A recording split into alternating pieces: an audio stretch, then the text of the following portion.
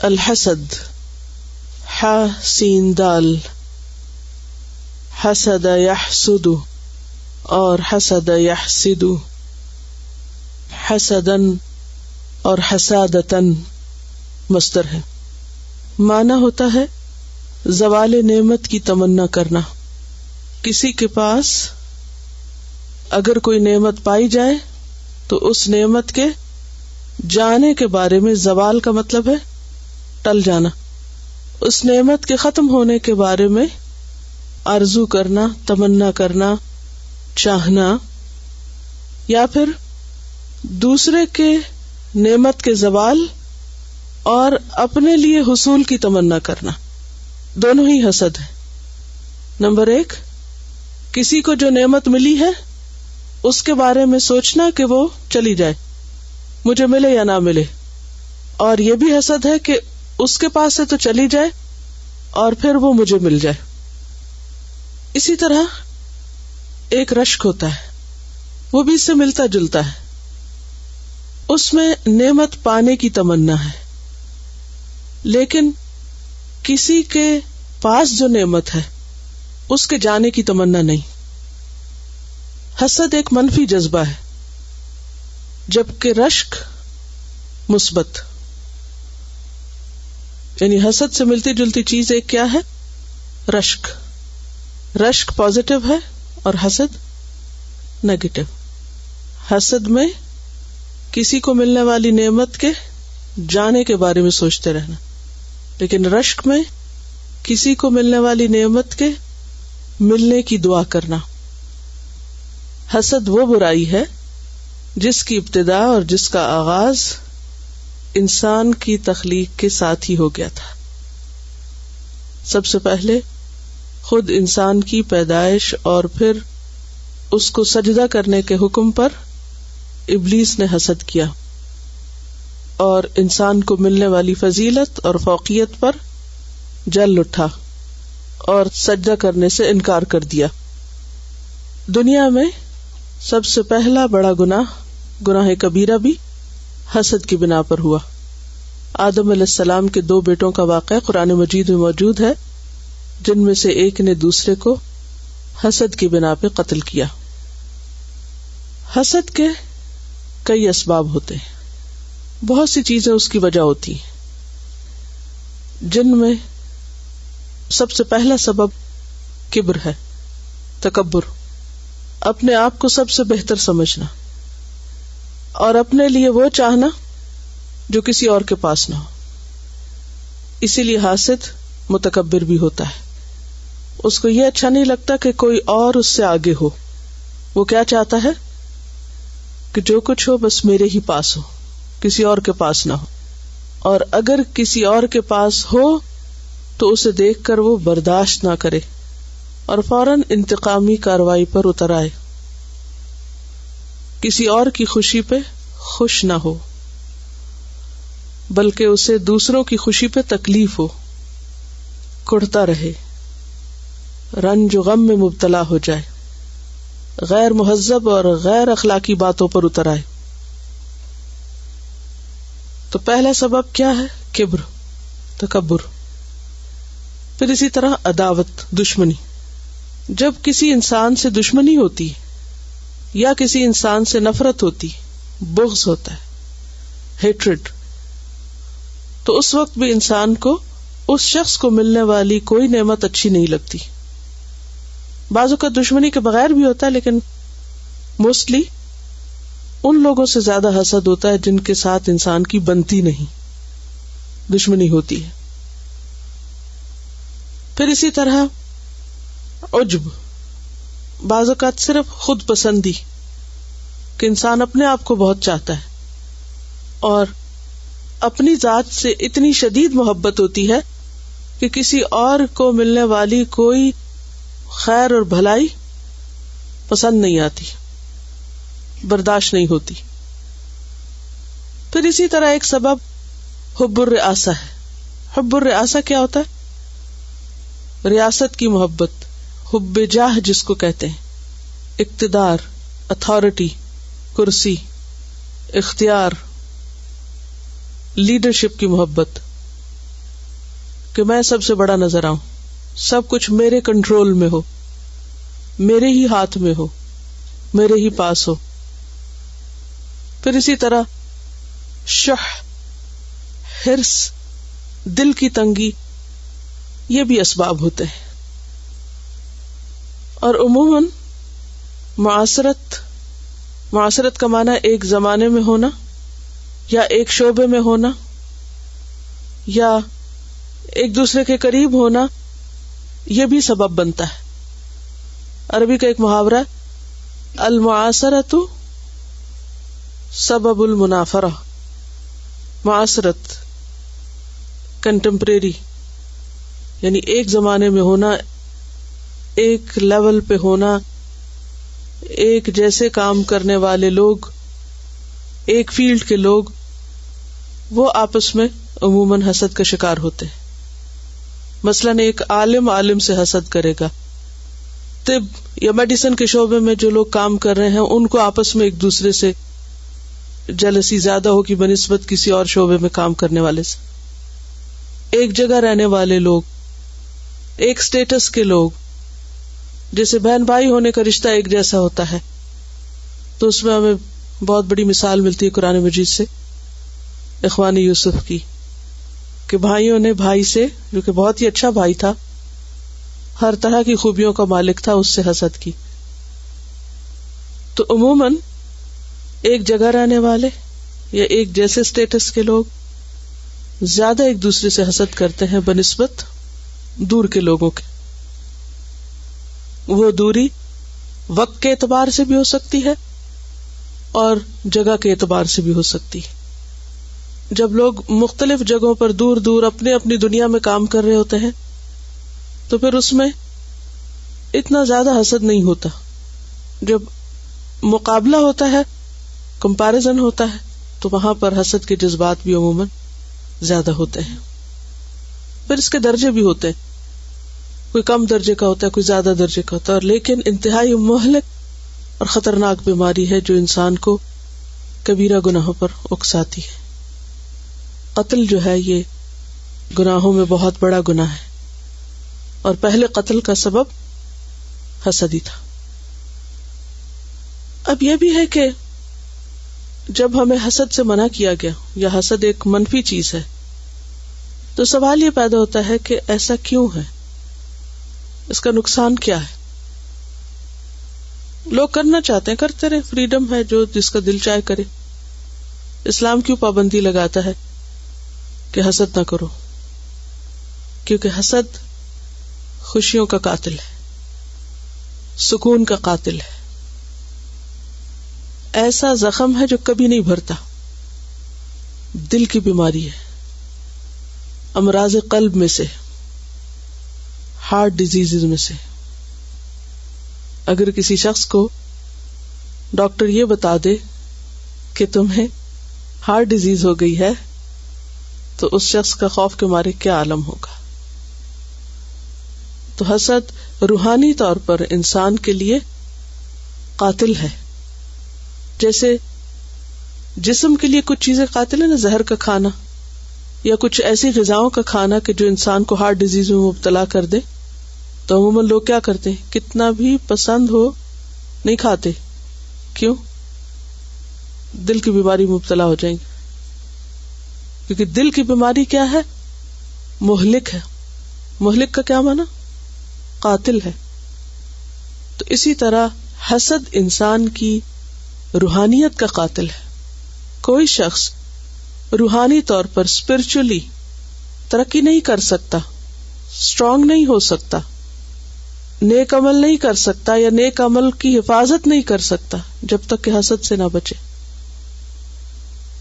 تو حسد انسان کے لیے سخت خطرناک چیز ہے. جیسے آگ لکڑی کی قاتل ہے. کتنی بھی عمدہ لکڑی ہو، کتنی بھی قیمتی، لکڑیاں کئی طرح کی ہوتی ہیں نا، کچھ لکڑیاں بہت قیمتی ہوتی ہیں، بہت ہی قیمتی، لیکن آگ یہ نہیں دیکھتی کہ وہ کس لکڑی کو کھا رہی ہے. اسی طرح حسد بھی یہ نہیں دیکھتا کہ وہ کس نیکی کو کھا رہا ہے. وہ انسان کے بڑے بڑے اعمال کو تباہ کر کے رکھ دیتا ہے. اور اس طرح اندر داخل ہو جاتا ہے کہ انسان کو پتہ بھی نہیں چلتا کہ وہ حسد کا شکار ہو گیا. سمپٹمز کیا ہوتی ہیں، علامتیں کیا ہوتی ہیں جو انسان کو نظر آتی ہیں؟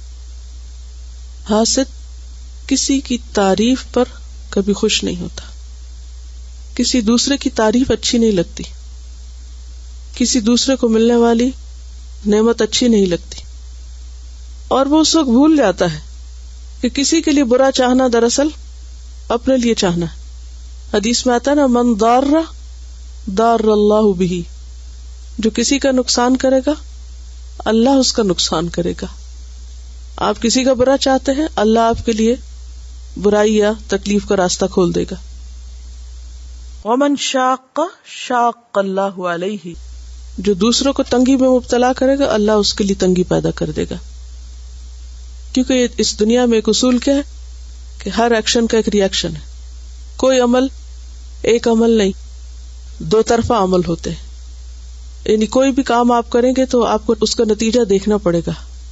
آپ خوشیاں بانٹیں گے تو آپ کو جواباً خوشیاں ملیں، آپ اسمائل کریں گے تو آپ کو اسمائل ملے گی. آپ کسی کو گھور کے دیکھیں گے تو دوسرا بھی آپ کو ویسے ہی دیکھے گا. آپ کسی سے سخت بات کریں گے تو دوسرا بھی آپ کو سختی سے جواب دے گا، کیونکہ اللہ تعالیٰ نے یہ نظام ایسے ہی بنایا نا.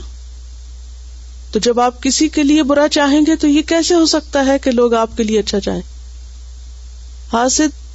حسد کی آگ میں، جلن کڑھن میں اس قدر شدت سے مبتلا ہوتا ہے کہ کسی دوسرے تک وہ آگ پہنچنے سے پہلے خود اس کو بھسم کرتی ہے، خود اس کو جلا دیتی ہے. یعنی اگر کوئی شخص کسی پہ جل رہا ہے تو وہ جلن اس تک تو پہنچے گی، سو پہنچے گی، خود اس کو تو پہنچ رہی ہے نا. تو حاسد جو ہوتا ہے وہ اندر سے بھی کھایا ہوا ہوتا ہے، جلا ہوا ہوتا ہے. جب کوئی اندر سے جلا ہوتا ہے تو اس کے چہرے پر بھی وہ جلن کے آثار ہوتے ہیں، اس کی باتوں میں بھی. پھر وہ بات بھی کرتا ہے تو جلی کٹی سناتا ہے.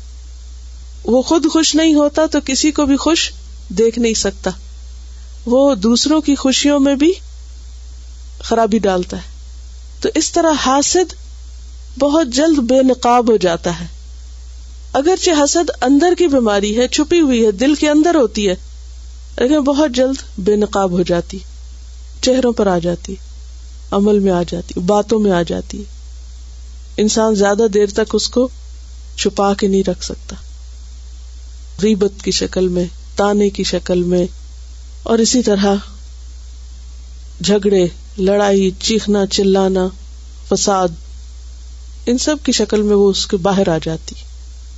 تو اس لیے بے حد ضروری ہے کہ انسان اس کا علاج کرے اور اس کو چھوڑ نہ دے. انتہائی خطرناک چیز ہے، دنیا میں بھی تعلقات کی خرابی کا باعث بنتی ہے، اور آخرت میں تو جو دنیا میں آگ بھڑکا کے جائے وہ آخرت کی آگ سے کیسے بچ سکتا ہے؟ آپ دنیا میں جل رہے ہیں، آپ وہاں کیسے نہیں جلیں گے؟ جب تک آپ اپنی اس آگ کو ٹھنڈا نہیں کریں گے، اس کا علاج نہیں کریں گے، تو یہ آپ کو کہیں کا نہیں چھوڑے گی. جو کسی کے لیے گڑھا کھودتا ہے خود اس میں گرتا ہے. ابراہیم علیہ السلام کے لیے جب ان کی قوم کے لوگوں نے آگ کا الاؤ تیار کیا تو کیا ہوا؟ وَأَرَادُوا بِهِ كَيْدًا فَجَعَلْنَاهُمُ الْأَخْسَرِينَ. انہوں نے اس کے ساتھ چال چلی تو ہم نے ان کو سب سے زیادہ خسارے میں مبتلا کر دیا. یہ ہو نہیں سکتا کہ آپ کسی کے لیے کسی بھی طرح برا چاہیں، کسی بھی وجہ سے، چاہے عداوت اور دشمنی کی وجہ سے، مخالفت کی وجہ سے، حسد کی وجہ سے، اور پھر آپ خود اس سے بچ جائیں. کیونکہ حاسد کسی کی خوشی پہ خوش نہیں ہوتا، اور جب آپ کسی کی خوشی میں خوش نہیں، شریک نہیں، تو جواباً وہاں سے خوشی آپ کے لیے کہاں سے ملے گی؟ آپ کیسے خوش ہو سکتے ہیں؟ جو آپ کسی کے لیے چاہیں گے وہی آپ پہ پلٹے گا. اس لیے بے حد ضروری ہے کہ انسان ایسے طریقے اختیار کرے، وہ چیزیں جانے اور وہ عمل کرے کہ جس سے اپنے اندر سے اس چیز کو ختم کرے. اور کوئی بھی کام ایک دفعہ کرنے سے نہیں ہوتا، بارہا اپنا جائزہ لیتے رہنے کی ضرورت ہوتی ہے. یہ مت سمجھے کہ ایک دفعہ آپ نے اپنے اندر سے یہ سب کچھ نکال دیا اور پھر آپ مطمئن ہو گئے، کیونکہ اس کا آغاز شیطان سے ہوا تھا نا، بنیاد وہاں سے پڑی. تو شیطان آگ سے وہ خود آگ سے ہے اور دلوں میں بھی آگ بھڑکاتا رہتا ہے. اور وہ چاہتا یہ ہے کہ انسان کے اندر ایسے وسوسے ڈالے، ایسے خیال ڈالے، ایسی باتیں اس کو ڈالے کہ جو اس کو غمگین کر دے اور اس کا چین لوٹ لے، اور پھر اس کی انرجی اتنی ڈرین ہو جائے کہ کچھ بھی وہ کرنے کے قابل نہ رہے، کوئی مثبت کام نہ کر سکے. جب آپ منفی چیزوں پر اپنی ساری طاقت لگا دیں گے تو مثبت کام کرنے کا وقت کہاں سے ملے گا؟ تو علاج جاننا بے حد ضروری ہے اور علاج کرنا بے حد ضروری ہے. تو آئیے ہم دیکھتے ہیں کہ قرآن مجید ہمیں اس بارے میں کیا بتاتا ہے. ہم آیات اور احادیث پڑھتے ہیں اور اس کے ساتھ ساتھ ہم کچھ حسد کے علاج کے بارے میں بھی جانتے ہیں انشاءاللہ. قال اللہ تعالی ام یحسدون الناس علی ما آتاہم اللہ من فضلہ. اللہ تعالیٰ کا ارشاد ہے، پھر کیا یہ دوسروں سے اس لیے حسد کرتے ہیں کہ اللہ نے انہیں اپنے فضل سے نواز دیا. ام کیا، یحسدون وہ حسد کرتے ہیں. یہاں اشارہ بنی اسرائیل کی طرف ہے جو نبی صلی اللہ علیہ وسلم کی آمد سے پہلے آپ کا انتظار کر رہے تھے، اور آنے پر کہ وہ بنی اسماعیل میں سے آ گئے، حسد کی بنا پر آپ کی مخالفت کرنے لگے. تو کہا گیا کہ کیا وہ اس بنا پر لوگوں سے حسد کرتے ہیں کہ انہیں اللہ نے اپنے فضل میں سے دیا. تو اس سے پتہ یہ چلتا ہے کہ حاسد دراصل المنعم، المعطی، الوہاب، یعنی اللہ سبحانہ وتعالیٰ کی صفات ہے نا یہ، کہ اس بخشش کرنے والے، نعمتیں دینے والے کے فیصلے پر راضی نہیں ہوتے. حاسد اللہ کے فیصلوں کو قبول نہیں کرتا. وہ اس بندے سے زیادہ کس سے ناراض ہے؟ نعمتیں دینے والے سے. قرآن مجید کی ایک اور آیت میں آتا ہے وَرَفَعْنَا بَعْضَهُمْ فَوْقَ بَعْضٍ دَرَجَاتٍ، ہم نے ان میں سے بعض کو بعض پر درجوں میں بلندی عطا کی ہے. یہ اللہ کا فیصلہ ہے، کیونکہ اللہ تعالیٰ نے یہ دنیا برابری کی بنیاد پر نہیں بنائی. اس دنیا میں برابری نہیں ہے. اس دنیا میں اللہ نے اونچ نیچ رکھی ہے. عام طور پہ مثال سے کیسے سمجھاتے ہیں کہ 5 انگلیاں برابر نہیں. کیوں نہیں برابر؟ کیونکہ اگر یہ برابر ہوتی 5 کی 5 تو ہم کام نہیں کر سکتے تھے. اگر ہمارا انگوٹھا بھی یہ سب سے بڑی انگلی کی طرح بڑا ہوتا، سائز میں لمبا ہوتا، تو آپ خود سوچئے کہ جو کام ہم اس سے اس وقت اس شیپ میں، یعنی دیکھا جائے تو لینتھ میں سب انگلیوں سے چھوٹا ہے، لیکن مضبوطی میں اور کام میں اس کا کام مختلف ہے. جو یہ کرتا ہے، جو سب چاروں کو سپورٹ دے رہا ہوتا ہے اور ان کے ساتھ مددگار کے طور پہ کام کرتا ہے، وہ کام ہم اس ہاتھ سے نہ لے سکتے. ہمارے سارے دانت اگر ایک ہی شکل کے ہوتے تو ہم چبا نہیں کچھ سکتے تھے، کھا نہیں سکتے تھے. اسی طرح باقی چیزیں بھی. تو کائنات میں اللہ سبحانہ وتعالیٰ نے برابری نہیں رکھی، درجوں کا فرق رکھا ہے، کمی بیشی رکھی ہے. کیوں؟ اس لیے کہ اسی سے دنیا کا نظام چلتا ہے. انسانوں میں بھی اونچ نیچ کیوں رکھی؟ تاکہ دنیا کا نظام چل سکے. اس کی وجہ کیا بتائی گئی؟ لیتخذ بعضهم بعضا سخریا، تاکہ بعض سے کام لے سکے، بعض کے کام آئے. اگر سب کو وہ سب مل جاتا جو سب چاہتے ہیں تو کیا ہوتا؟ کوئی کسی کے کام آتا؟ انسان چونکہ مختلف طرح کی کمی کا شکار ہے اور اپنی ان کمیوں اور ضروریات کو پورا کرنے کے لیے دوسرے کا محتاج ہے. جب وہ دوسرے کا محتاج ہوتا ہے تو پھر اس کے دل میں اس کے لیے نرمی پیدا ہوتی، پھر وہ دوسرے کی طرف جھکتا ہے. تو آپ دیکھیں گے کہ دنیا میں کوئی آپ سے بڑا ہے اور کوئی چھوٹا ہے، اور یہ سب کے ساتھ ہے. قد میں، سائز میں، علم میں، مال میں، خوبصورتی میں، کوئی آپ سے آگے ہے اور کوئی آپ سے پیچھے. اور یہ کس لیے ہے؟ کہ ہمارا امتحان لیا جائے، کیونکہ ہم یہاں امتحان کے لیے. امتحان کیا ہے؟ کہ جو ہم سے آگے ہے اس سے حسد نہ کرے، اس کو ملنے والی نعمت کو کیا سمجھ کر خوشی سے قبول کرے کہ یہ میرے رب کی دین ہے، میرے رب کی تقسیم ہے. اور جو ہم سے پیچھے ہے، کم ہے، اس کے ساتھ کیا معاملہ کرے کہ اس کو اپنے سے حقیر نہ سمجھے، اس کی ضرورت پوری کرنے والے بنے، اس کے کام آنے والے بنے۔ تو بات یہ ہے کہ اللہ کے فیصلے نہیں بدلتے، یہ فرق کوئی نہیں مٹا سکتا، ہمیشہ سے رہا ہے اور جب تک دنیا قائم ہے یہ فرق رہے گا، یہ ختم نہیں ہو سکتا۔ اس فرق کو مٹانا ان نیچرل ہوگا۔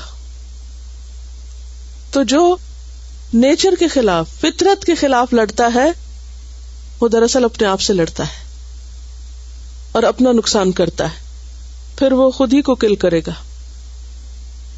تو ام یحسدون الناس، کیا وہ لوگوں سے حسد کرتے ہیں، علی ما آتاہم اللہ من فضل، ان چیزوں پر جو اللہ نے ان کو اپنے فضل میں سے دی، اپنی خاص رحمت سے۔ اس سے یہ بھی پتہ چلتا ہے کہ جو نعمت کسی کو ملتی ہے وہ اس کا حق نہیں ہوتی، وہ پریویلیج ہے، رائٹ نہیں۔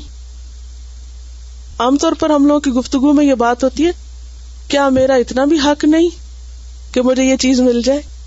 کیا میرا حق نہیں ہے کہ مجھے 2 وقت کی روٹی ملے؟ کیا میرا حق نہیں ہے؟ نہیں، کچھ بھی حق نہیں ہے۔ کیا ہے؟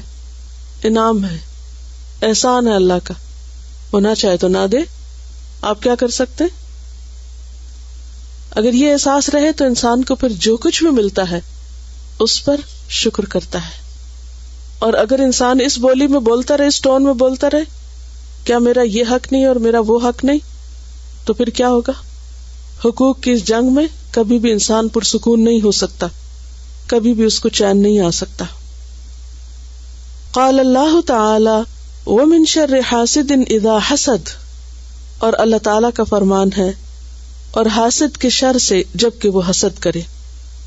اس سے کیا پتہ چلتا ہے کہ حاسد اپنے آپ کو نقصان دینے کے ساتھ ساتھ بعض اوقات انتقامی کارروائیوں کی وجہ سے دوسرے کو بھی نقصان پہنچاتا ہے، کیونکہ اللہ تعالیٰ نے دنیا میں خیر اور شر دونوں رکھا ہے، خیر بھی اپنا کام کر رہا ہے اور شر بھی اپنا کام کر رہا ہے۔ تو یہ اللہ تعالیٰ کی بہت بڑی رحمت ہے کہ اس نے ہمیں ایسے شر سے خبردار کر دیا کہ شر ہے، لیکن اس شر سے بچنے کے لیے کیا کرو؟ اللہ کی پناہ میں اپنے آپ کو دے دو، کیونکہ بعض اوقات حاسد سامنے آ کے وار کرتا ہے اور بعض اوقات چھپ کے وار کرتا ہے اور ہمیں پتہ بھی نہیں ہوتا۔ بعض اوقات وہ اتنا لپٹا ہوا وار کرتا ہے کہ ہم جانتے بھی نہیں، اور اس میں خاص طور پر ابلیس، شیطان، وہ بعض اوقات کسی خراب بات کو، غلط چیز کو ہمیں اتنا خوبصورت بنا کے پیش کرتا ہے کہ ہم اس کے جھانسے میں آ جاتے اور بہت بڑا غلط کام کر لیتے، اور جب ہم ریئلائز کرتے کہ ہم نے غلطی کی تو وقت گزر چکا ہوتا ہے۔ اور اس میں تاریخ میں کئی ایک ایسے واقعات ہیں۔ اس میں میں یہ کتاب دیکھ رہی تھی، عظمت اسلام، یہ مولانا وحید الدین کی کتاب ہے، اس میں انہوں نے حسد کے نقصانات پر پیج 284 پر ایک چیپٹر لکھا ہے۔ اس میں یہ لکھتے ہیں کہ بہمنی سلطنت 1347 میں سلطان محمد بن تغلق سے بغاوت کر کے قائم ہوئی۔ اس کا بانی حسن گنگو تھا۔ حسن کا کہنا تھا کہ وہ ایران کے قدیم بادشاہ بہمن کی اولاد سے، اس بنا پر اس کا خاندان بہمنی خاندان کہا جاتا ہے۔ حسن گنگو نے گلبرگہ کو اپنی راجدھانی قرار دیا اور اپنی سلطنت کی حدود بڑھانے شروع کیے۔ 1359 میں حسن گنگو کی وفات ہوئی۔ اس کے بعد اس کا جانشین احمد شاہ بہمنی ہوا۔ اس نے شہر بیدر بسایا اور گلبرگہ کے بجائے بیدر کو اپنی راجدھانی قرار دیا۔ دکن کی یہ بہمنی سلطنت 180 یعنی 180 ایئر تک قائم رہی۔ 1527 یعنی 1527 میں ختم ہو گئی۔ اس سلطنت کا وزیر 1463 سے لے کر 1481 تک محمود گواں تھا۔ اس کا زمانہ بہمنی سلطنت کا سب سے زیادہ کامیاب زمانہ ہے۔ اس نے سلطنت کو مزید وسیع کیا اور اپنے تدبر سے اس کو بہت مستحکم کیا۔ مورخین نے بالاتفاق اس کی اعلیٰ لیاقت کا اعتراف کیا۔ ایک مورخ نے لکھا ہے کہ محمود گواں تاریخ ہند کے بہترین مدبروں اور منتظموں میں شمار کیا جاتا ہے، یعنی زبردست لیڈر اور ایڈمنسٹریٹر تھا۔ انسائکلوپیڈیا بریٹانیکا میں اس کے بارے میں لکھا ہے۔ اس عہد کی سب سے زیادہ ممتاز شخصیت، ایک اعلی انتظام کار اور ایڈوانس ہسٹری آف انڈیا کا مصنف، ان الفاظ میں اس کے اخلاص کا اعتراف کرتا ہے کہ اگرچہ محمود گواں کو نہایت وسیع اختیارات حاصل تھے مگر اس نے کبھی اپنے اختیار کا بے جا استعمال نہیں کیا.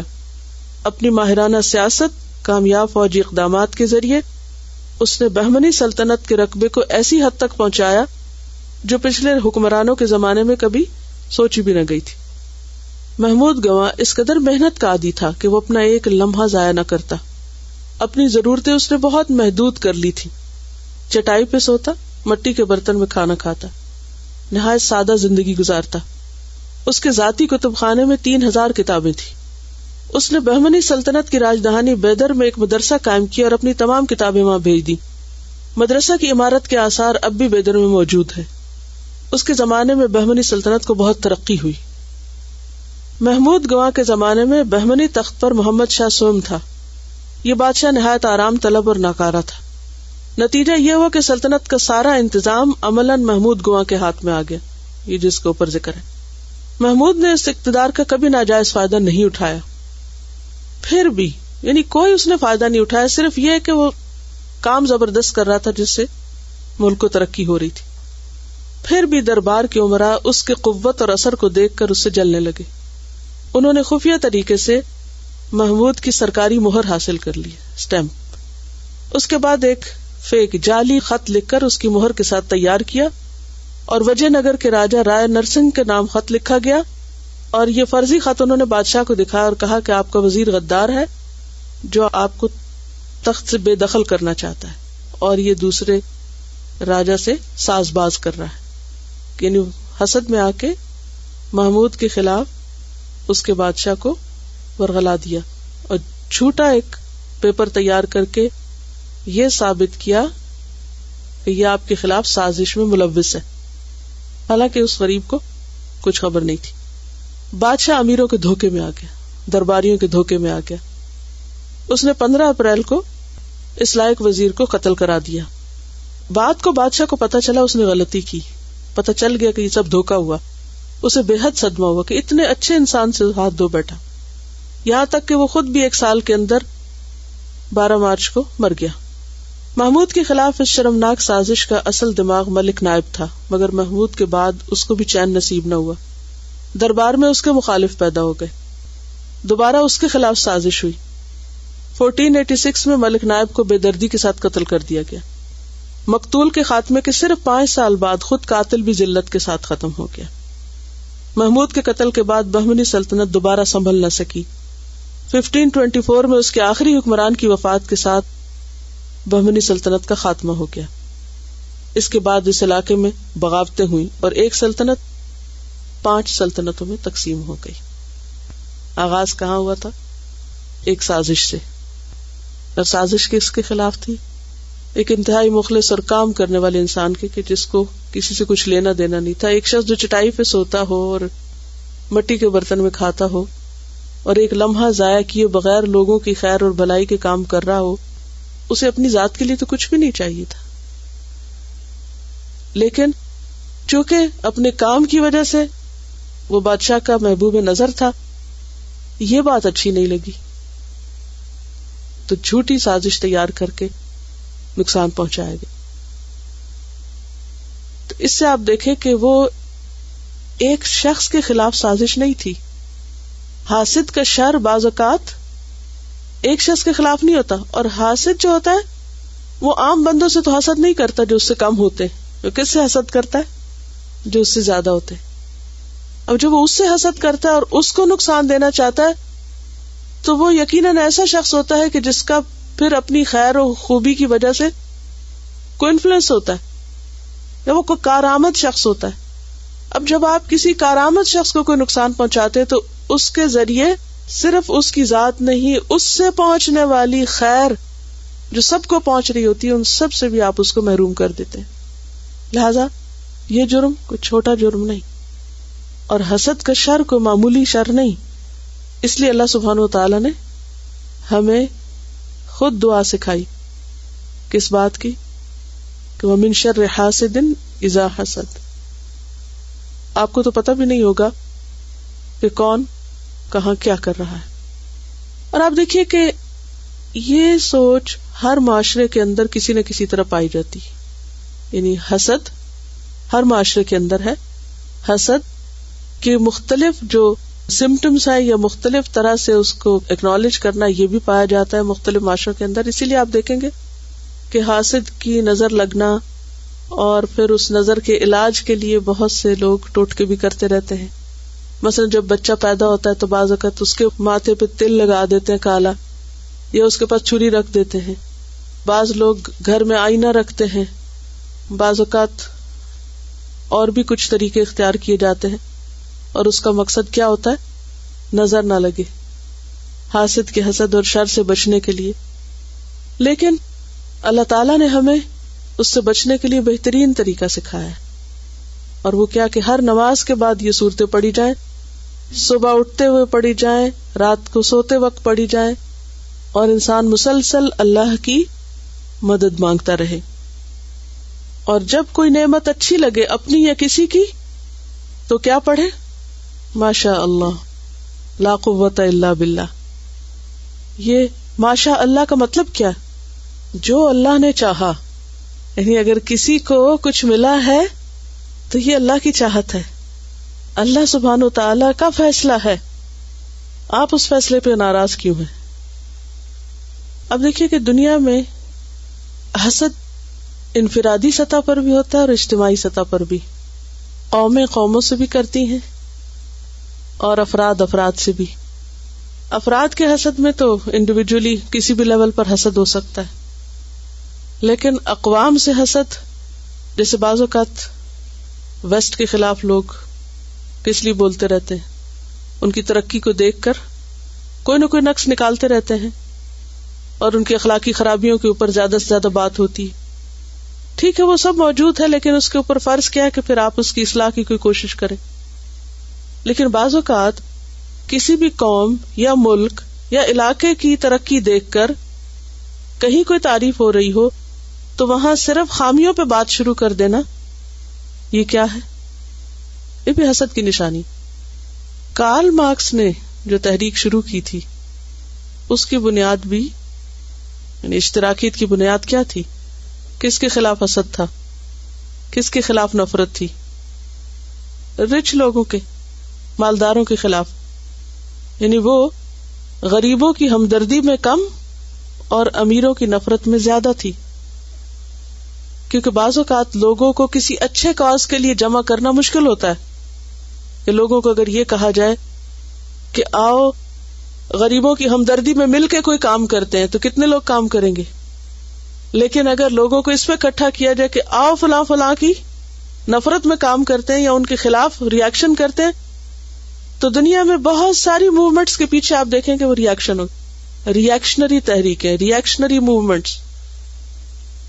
اور ریاکشنری موومنٹس عموماً انسانوں کے فائدے میں کم ہوتی ہیں اور نقصان میں زیادہ, کیونکہ وہ چلانے والے اور اس کے لیے کام کرنے والے جب ختم ہوتے ہیں تو پھر آہستہ آہستہ وہ بھی دم توڑ دیتی ہیں, وہ بھی ختم ہو کے رہ جاتی ہیں, کیونکہ اس کی کوئی بنیاد نہیں ہوتی.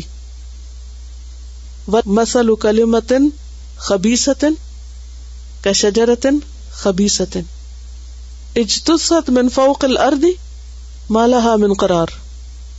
ایسی چیزیں قرار نہیں پکڑتی. کوئی عمل جو آپ صرف کسی ریاکشن میں کر رہے ہیں, کسی کی نفرت میں کر رہے ہیں, کسی کے خلاف ہو کے کر رہے ہیں, تو وہ زیادہ دیر نہیں چلے گا. دنیا میں بھی اور آخرت میں تو اس کے لیے کوئی اجر ہے ہی نہیں.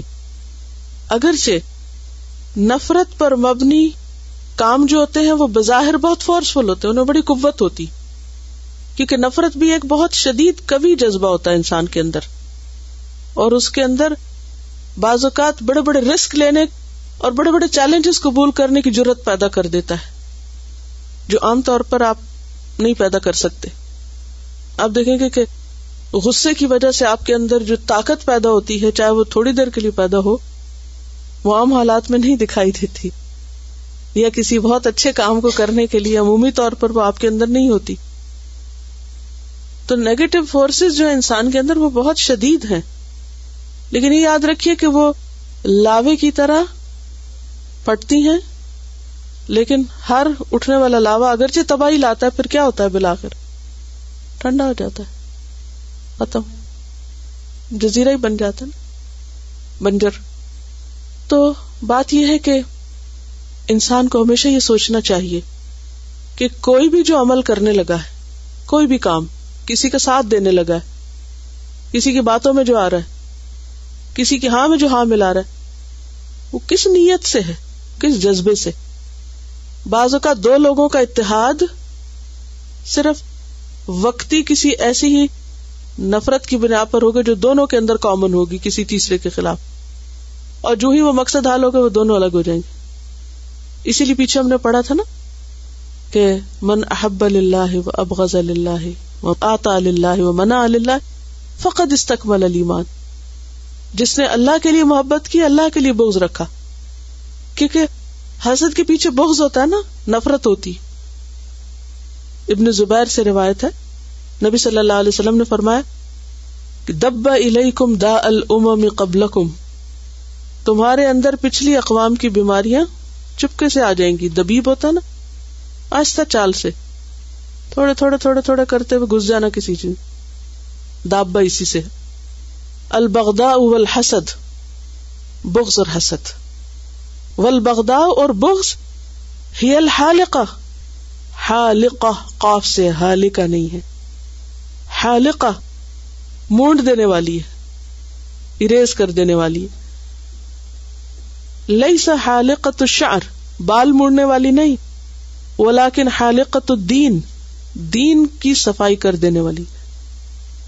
تو بات یہ ہے کہ جب تک بغض اللہ کے لیے نہ ہو، اپنے نفس کے لیے ہو، تو وہ دین کی صفائی کر دیتا ہے، اس سے کئی اور خرابیاں پیدا ہوتی، وہ آگ ہے جو نیکیوں کو ختم کر کے رکھ دیتی ہے۔ تو من احب للہ و ابغض للہ، جس نے اللہ کے لیے محبت کی اور اللہ ہی کے لیے بغض رکھا، اس نے اپنا ایمان مکمل کیا۔ اور ایسی ہی محبت جو اللہ کی خاطر ہو وہ پائیدار ہوتی، وہ باقی رہتی ہے۔ وہ کیسے باقی رہتی ہے؟ کیونکہ اس میں ذات نہیں ہوتی، اللہ کی رضا ہوتی، پھر انسان دوسرے کی غلطیوں، کمی کوتاہی کو معاف کرتا رہتا ہے۔ لیکن جہاں ذات انوالو ہوتی ہے، وہاں انسان کسی کی خوبی بھلائی دیکھ کے، اگر کسی کو اپنے سے آگے نکلتا دیکھے تو حسد میں مبتلا ہو کے ساری محبت کو صاف کر دیتا ہے، پھر وہ محبت نہیں باقی رہتی، وہ محبتیں نفرتوں میں بدل جاتی، وہ دوستیاں دشمنیوں میں بدل جاتی ہیں، کیونکہ وہ احب للہ ہی نہیں تھا، ابغض للہ ہی نہیں تھا۔ تو بغض جو ہے وہ حسد کا سبب ہے، عداوت۔ اور جب دل میں بغض اور نفرت آتی ہے کسی کی، تو پھر انسان بعض اوقات بظاہر بڑے بڑے غلط کام بھی کر جاتا ہے۔ تو بے حد ضروری ہے کہ انسان اس شر کو اپنے دل سے نکالے۔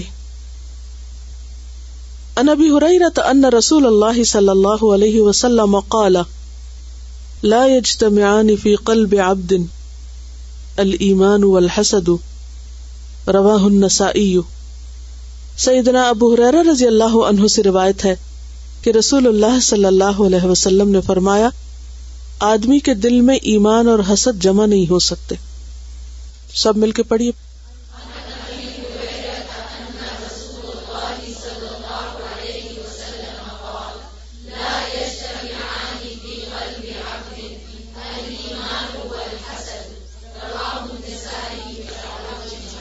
نسائی نہیں ہے، نہ ہے، نسائی، نسائی، نساء عورتوں کے لیے آتا ہے، یہ نساء ایک جگہ کا نام ہے، نسائی، ٹھیک ہے۔ لا یجتمعان، دو جمع نہیں ہو سکتے، یعنی ایک جگہ اکٹھے نہیں ہو سکتے۔ فی قلب عبد، کسی بندے کے دل میں، الایمان والحسد، ایمان اور حسد، ایک آئے گا تو دوسرا نکل جائے گا۔ اب آپ دیکھیے کہ دل میں حسد آیا اور ایمان نکلا، اور حسد دل پہ چھایا تو انسان سارے کام کیسے شروع کر دے گا جو ایمان کے منافی جائیں گے، ایمان سے دور لے جانے والے۔ اسی لیے نبی صلی اللہ علیہ وسلم نے فرمایا تھا نا کہ قسم ہے اس ذات کی جس کے ہاتھ میں میری جان ہے، تم جنت میں نہیں جا سکتے جب تک کہ تم ایمان نہ لاؤ، اور تم ایمان نہیں لا سکتے جب تک کہ آپس میں محبت نہ کرو. جیسے ایمان اور حسد جمع نہیں ہوتا تو پھر کیا ضروری ہے؟ ایمان کے لیے محبت ضروری ہے. وَلَا تُؤْمِنُوا حَتَّى تَحَابُّوا أَلَا أُنَبِّئُكُمْ، کیا میں نہ بتاؤں تم کو، بِمَا يُثْبِتُ لَكُمْ ذَلِكَ، جو تمہارے دل میں یہ چیز ڈال دے. افشوا السلام بینکم، سلام کو خوب خوب پھیلاؤ، سلام کو خوب رواج دو. تو اس سے کیا ہوگا؟ نفرتیں دور ہوں گی، یعنی کمیونیکیشن بڑھے گی، ایک دوسرے کو انسان انڈرسٹینڈ کر سکے گا. سلام سے تکبر بھی دور ہو جاتا ہے جو خاص طور پر آغاز کرتا ہے. تو ایمان اور حسد ایک دل میں اکٹھے نہیں ہو سکتے. تو کتنا رسکی کام ہے، پھر کس قدر خطرناک چیز ہے کہ اگر حسد آیا تو ایمان کے لالے پڑ جائیں گے. لہذا کس قدر ضروری ہے کہ انسان اسے نکالنے کی تدبیر کرے، اسے اپنے اندر نہ چھوڑے، اسے باقی نہ رہنے دے. اب دیکھیے کہ اگر ہمیں پتہ چل جائے کہ ہمارے جسم میں خاص وائرس داخل ہو گیا یا کوئی ایسی چیز کھا لی ہے کہ جو ہمارے لیے جان لیوا ہو سکتی، تو ہمارا ری ایکشن کیا ہوگا؟ چین سے سو جائیں گے جا کے؟ جتنی جلدی ہو اس کو نکال باہر کیا جائے، فوراً اینٹی بایوٹک کا استعمال شروع کر دیتے ہیں. السلام علیکم. وائرس کی بات سے مجھے یاد آیا کہ مجھے جب یہاں کینیڈا میں میرے ٹیسٹ ہوئے تو مجھے پتہ چلا کہ میرے اندر ہیپیٹائٹس سی کا وائرس ہے، اور کافی سالوں سے تھا لیکن مجھے پتہ نہیں تھا، حسد کی طرح چھپا ہوا تھا. اور وہ پھر ایکٹیو ہو گیا تو اس سے مجھے سمٹم نظر آئے، تو انہوں نے مجھے ٹریٹمنٹ بتایا. وہ بہت ہارڈ ٹریٹمنٹ تھا، اور وہ مطلب مجھے پہلے ہی بتا دیا کہ بہت سارے تمہیں اس کے سائیڈ افیکٹس ہوں گے، کہ بال بھی چلے جائیں گے، یہ بھی ہو سکتا ہے، یہ بھی ہو سکتا ہے. 100 سے زیادہ اس کے سائیڈ افیکٹ تھے. تو مگر مجھے پتا تھا کہ یہ مجھے لینا ہے کیونکہ اس کے بغیر وہ وائرس نہیں جائے گا. میں نے وہ ٹریٹمنٹ لیا، 5 سال میرا ٹریٹمنٹ ہوا، ڈفرینٹ 2-3 دفعہ. تو میں یہی سوچ رہی تھی کہ اس کے لیے کتنی، ایک وائرس کو نکالنے کے لیے اتنا میں نے رسک لیا. اور ابھی اکثر لوگ مجھ سے پوچھتے ہیں کہ ہمارے فلاں کو یہ وائرس ہے، تو وہ بوڑھے لوگ ہیں جو جیسے کسی کی مدر ہیں، تو میں نے کہا وہ تو ہے، رسک لینا پڑے گا. لیکن وہی میں سوچ رہی تھی کہ اس کے بارے میں ہم لوگ کوئی ٹریٹمنٹ نہیں لیتے. ہمیں سمٹم نظر آتی بھی ہیں، کیونکہ یہ وہ چیز ہے نا جس کے بارے میں آپ کو خود ہی اپنے اندر جھانکنا ہے. شاید کوئی اور آپ کو نہ بتا سکے، لیکن مومن کا دل ایک آئینے کی طرح ہوتا ہے. اس پہ آنے والا چھوٹا سا دھبا بھی فوراً اس کو نظر آتا ہے. انسان اپنے دل میں فوراً دیکھ سکتا ہے، پہچان سکتا ہے کہ کسی کی خیر پر میرا ری ایکشن کیا تھا. کسی کے بارے میں کوئی گڈ نیوز سنی، کسی کو کسی بھی فیلڈ میں اس کو یا اس کی اولاد کو یا کسی بھی اور کو آگے جاتے دیکھا، تو میرے دل کا حال کیا ہوا، میں نے کیسے محسوس کیا. کسی کی تعریف ہو رہی تھی، کسی کے نمبر مجھ سے زیادہ آگے، کسی کو کسی فیلڈ میں زیادہ کامیابی، مال میں زیادہ کوئی آگے چلا گیا، تو میرا ری ایکشن کیا تھا، میرے اندر کا حال کیا تھا. کیا میں کسی کی خوشی پہ خوش ہوا یا نہیں ہوا؟ اور اگر کسی کی خوشی پہ ہم خوش نہیں تو مرض میں مبتلا ہیں، علاج ضروری ہے، ورنہ مہلک ہے، خود ہی کو نقصان دے گا. سبحانک اللہم و بحمدک نشہد ان لا الہ الا انت نستغفرک و نتوب الیک. السلام علیکم و رحمۃ اللہ وبرکاتہ.